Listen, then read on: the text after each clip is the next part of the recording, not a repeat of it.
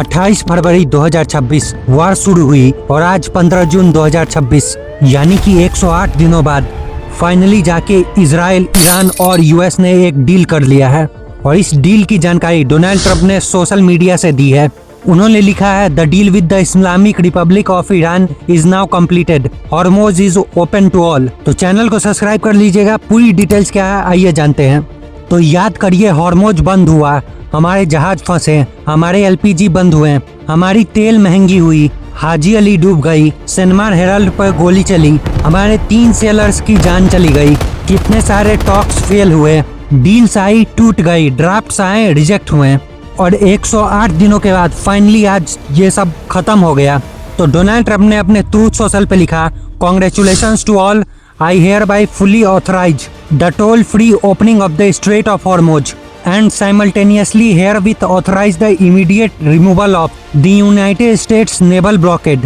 यानी कि उन्होंने लिखा कि बधाई हो, मैं toll free straight of Hormoz की ओपनिंग को फुल्ली ऑथराइज करता हूँ और साथ ही मैं अपने जो नेवल ब्लॉकेड है स्ट्रेट ऑफ हॉर्मोज में उसे हटाने का भी ऑर्डर देता हूँ। इसके साथ एक और उन्होंने महत्वपूर्ण लाइन लिखी कि the deal with Islamic Republic of Iran is now complete, यानी कि रिपब्लिक ऑफ ईरान के साथ जो डील थी वो अब सक्सेसफुली कंप्लीट हो चुकी है। ईरान के डिप्टी फॉरेन मिनिस्टर काजिम गारिबाबादी ने डील को ऑफिशियली कंफर्म की। अब ये फर्स्ट इंस्टेंस है जब अमेरिका और ईरान की स्टेटमेंट सेम थी। अब डील में देखिए, पहले हॉर्मोज टोल फ्री ओपन होगी, इसके बाद 60 डेज का अनकंडीशनल सीज फायर होगा। ईरान यूरेनियम को 15-20 साल इनरिच नहीं करेगा। ईरान के जो भी न्यूक्लियर साइट्स हैं वो कम्प्लीटली डिसमेंटल होंगे। इसके साथ ईरान को फाइनेंशियल रिलीफ मिलेगी जब वो जितने भी कंडीशंस हैं उनकी कंप्लायंस करते हैं। उसके बाद सोर्सेज की तो ये 14 पॉइंट की MOU है जिससे सारे फ्रंट पे वॉर खत्म होती है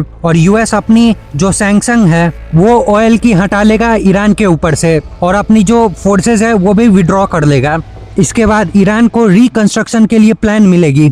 UN सेक्रेटरी ने कहा कि ये एक क्रिटिकल स्टेप है वॉर को खत्म करने का। अब देखिए, इस डील की फॉर्मल साइनिंग 19 जून को स्विट्जरलैंड में होगी। तो अगर इंडिया की बात करें तो 108 दिन की तकलीफ, हमारे जहाज अब खुले पानी में चलेंगे, हमारे एलपीजी नॉर्मल जिस तरीके से आती थी वो आएगी, हमारे क्रूड ऑयल भी अब नॉर्मली आएंगे, जो सेलर्स फंसे हुए हैं वो भी अब घर वापस आ जाएंगे। इस पूरे जंग में इंडिया ने कभी भी किसी की साइड नहीं ली। इंडिया ने ईरान और डोनाल्ड ट्रंप दोनों को बैलेंस करके रखा और आज के टाइम में न्यूट्रल रहना काबिले तारीफ है।